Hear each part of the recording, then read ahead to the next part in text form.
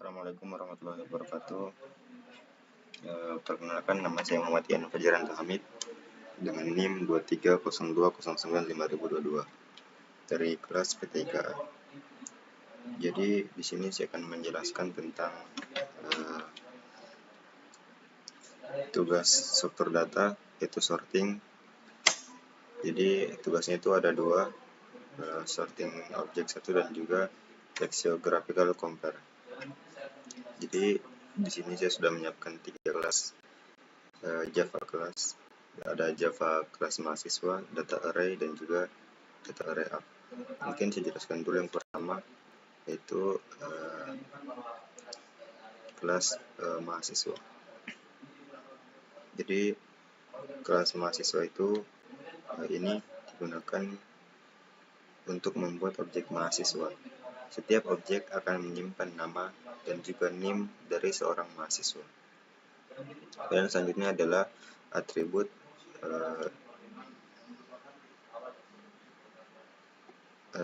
private string nama, itu digunakan untuk menyimpan nama mahasiswa. Kata kunci private berarti variabel ini hanya bisa diakses di dalam kelas itu sendiri. Kemudian selanjutnya adalah private string name, mana ini digunakan untuk menyimpan NIM dari mahasiswa itu sendiri yang juga hanya bisa diakses di dalam kelas. Kemudian yang kedua adalah public class mahasiswa, string nama, dan string name. Ini adalah metode khusus yang digunakan untuk membuat atau menginisialisasi objek dari kelas ini. Ketika sebuah objek itu dibuat, pengguna itu harus memberikan nilai untuk nama dan juga NIM yang kemudian disimpan dalam variabel masing-masing. Kemudian yang keempat, public string get NIM. Jadi metode ini itu digunakan untuk mengembalikan nilai NIM mahasiswa. Jadi kata kuncinya itu adalah public, yang berarti metode ini itu bisa dipanggil dari luar kelas. Kemudian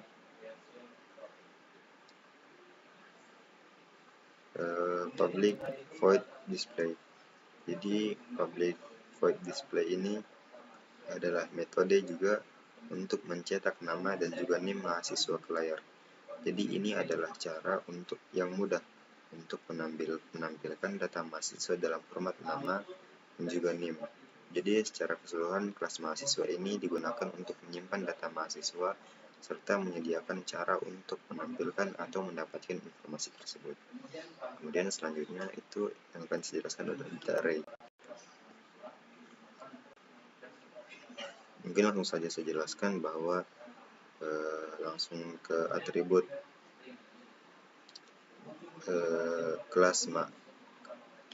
private kelas mahasiswa. Jadi ini adalah array yang menyimpan objek-objek mahasiswa. Setiap elemen dalam array ini adalah objek dari kelas, yaitu kelas mahasiswa yang tadi saya jelaskan. Kemudian private int n elemen, di mana variabel ini adalah digunakan untuk menyimpan jumlah elemen yang sudah dimasukkan ke dalam array.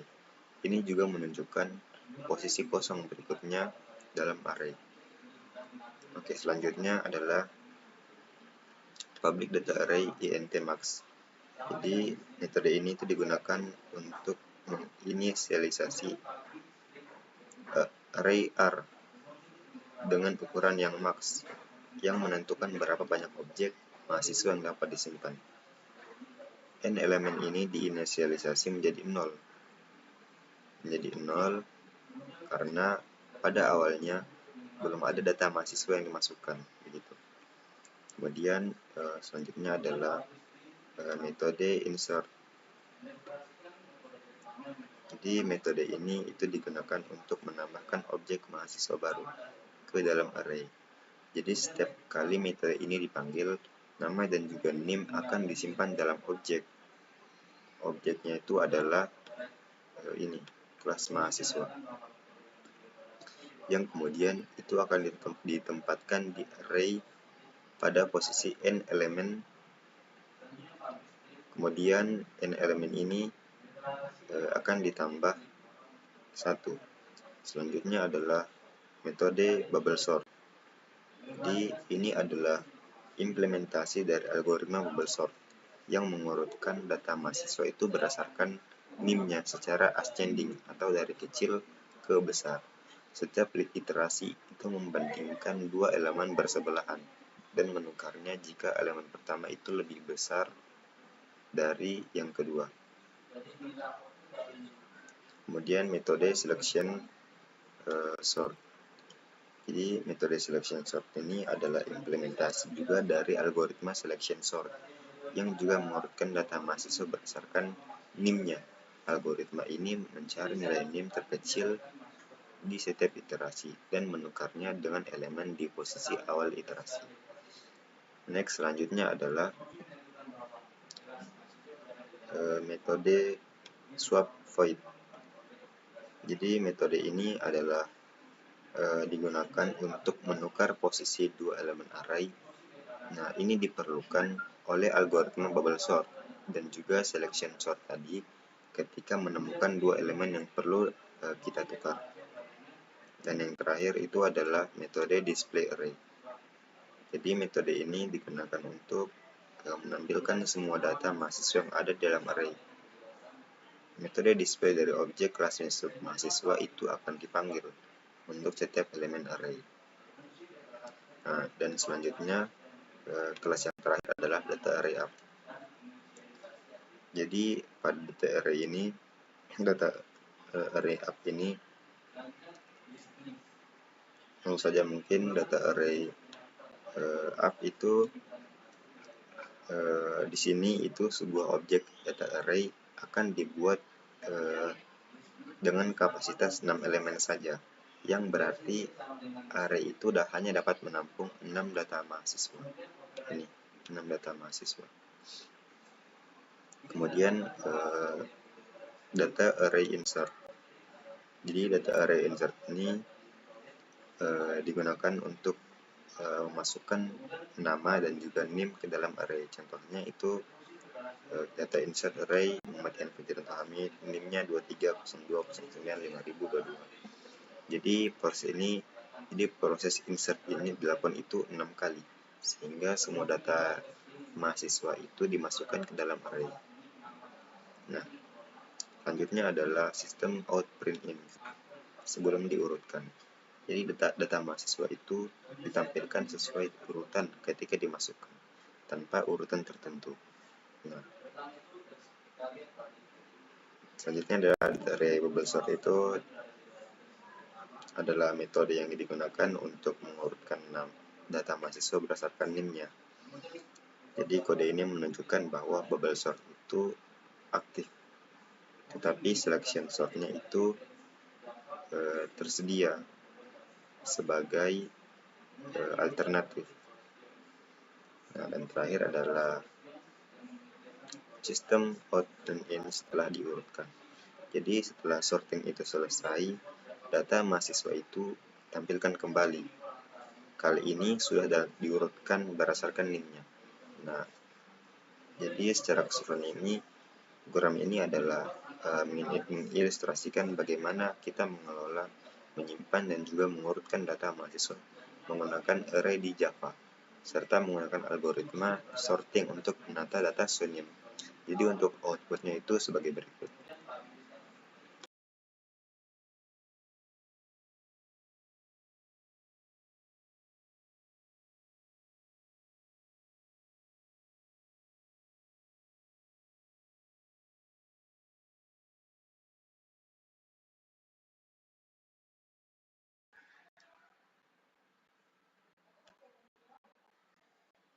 Baik, di sini saya akan menjelaskan tentang praktikum yang kedua, tentang lexicographical compare.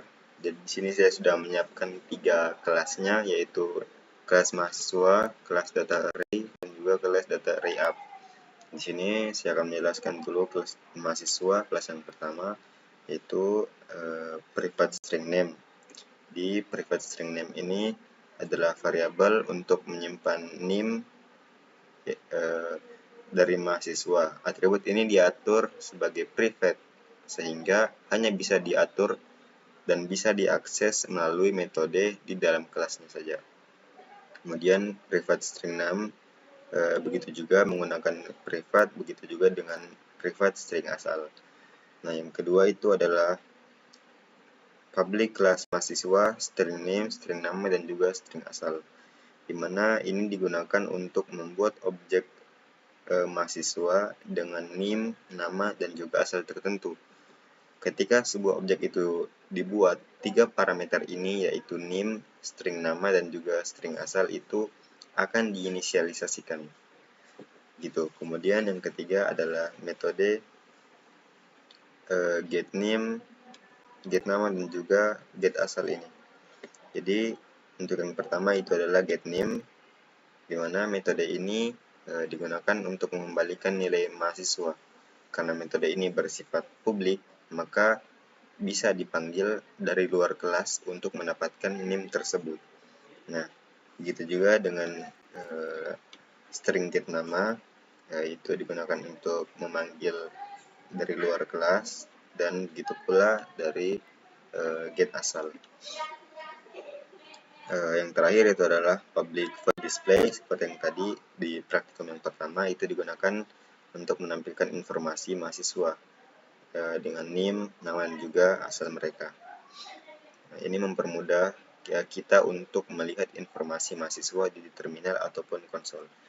Selanjutnya kelas yang kedua itu adalah data array. Nah, di mana data array ini yang pertama itu adalah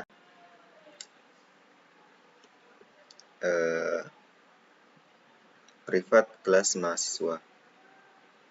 Private class mahasiswa R, di mana ini adalah array. Array itu adalah array yang menyimpan objek mahasiswa dari kelas mahasiswa. Kelas mahasiswa yang tadi. Jadi setiap elemen array ini akan berisi informasi tentang NIM, nama, dan juga asal dari mahasiswa tersebut. Nah, yang kedua adalah private int n element, di mana variabel ini digunakan untuk menyimpan jumlah elemen yang sudah dimasukkan ke dalam array. Setiap kali data baru itu dimasukkan, nilai n elemen akan juga bertambah.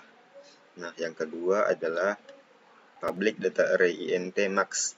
Jadi ini digunakan untuk menginisialisasi juga array dengan kapasitas maksimum, sehingga array dapat menampung sejumlah mahasiswa sesuai dengan nilai max-nya.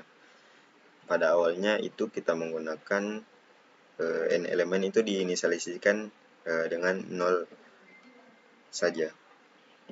Dan yang ketiga adalah metode insert. Di metode insert ini digunakan untuk menambahkan data mahasiswa ke dalam array. Setiap kali dipanggil, ia akan membuat objek kelas mahasiswa baru dengan NIM, nama, dan juga asal, lalu memasukkannya ke dalam array. Dan yang keempat adalah metode bubble sort. Nah, metode bubble sort ini mengurutkan data mahasiswa berdasarkan NIM-nya menggunakan algoritma bubble sort. Jika NIM mahasiswa itu di indeks I lebih besar dari mahasiswa di indeks I plus 1, mereka akan ditukar posisinya. Kemudian metode yang kedua adalah metode bubble sort, selection sort. Jadi selection sort ini menggunakan algoritma untuk mengurutkan mahasiswa berdasarkan NIM. Jadi ini akan mencari elemen terkecil dahulu dari NIM-nya pada setiap iterasi dan menukarnya dengan elemen di posisi awal iterasi. Dan yang kedua adalah metode insert name by sort name. Jadi ini digunakan untuk algoritma menggunakan algoritma insertion sort untuk mengurutkan mahasiswa berdasarkan namanya. Setiap elemen akan dibandingkan dengan elemen-elemen sebelumnya dan akan ditempatkan di posisi yang sesuai dengan alfabet. Nah, yang kedua adalah metode swap. Metode swap ini digunakan untuk menukar posisi dua elemen array. Ini digunakan dalam proses pengurutan, yaitu sorting. saat dua mahasiswa itu perlu ditukar posisinya. Jadi hanya digunakan saat mahasiswa itu perlu ditukar posisinya saja. Nah, yang terakhir adalah metode display array yang sudah tadi saya jelaskan, digunakan untuk menampilkan seluruh data mahasiswa di dalam array. Nah, yang terakhir adalah kelas data array app. Jadi kelas data array app ini yang pertama itu adalah objek new data array, di mana ini akan dibuat dengan kapasitas hanya 8 saja. Jadi saya batasi hanya 8 objek saja. Kemudian metode insert seperti di praktikum pertama. Jadi ini digunakan untuk memasukkan informasi mahasiswa. Jadi NIM-nya dahulu, kemudian asal namanya, kemudian asalnya. Nah, begitu pula dengan yang lain sebanyak 8 kali. Nah, kemudian sistem out print in sebelum diurutkan. Jadi ini akan data mahasiswa itu akan ditampilkan dalam urutan aslinya. Nah, urutan aslinya itu seperti yang di atas ini. Kemudian kita akan urutkan berdasarkan NIM-nya menggunakan metode bubble sort. Jadi akan diurutkan berdasarkan NIM-nya dulu. Kemudian yang ini sistem out print in itu akan diurutkan berdasarkan namanya. Untuk lebih jelasnya itu saya akan tampilkan outputnya saja.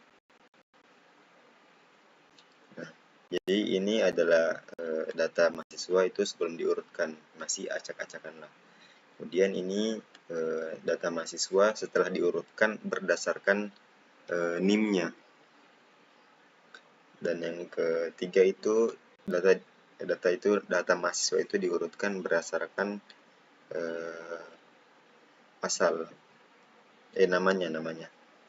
Nah, mungkin itu yang dapat saya sampaikan. Semoga bermanfaat. Assalamualaikum warahmatullahi wabarakatuh.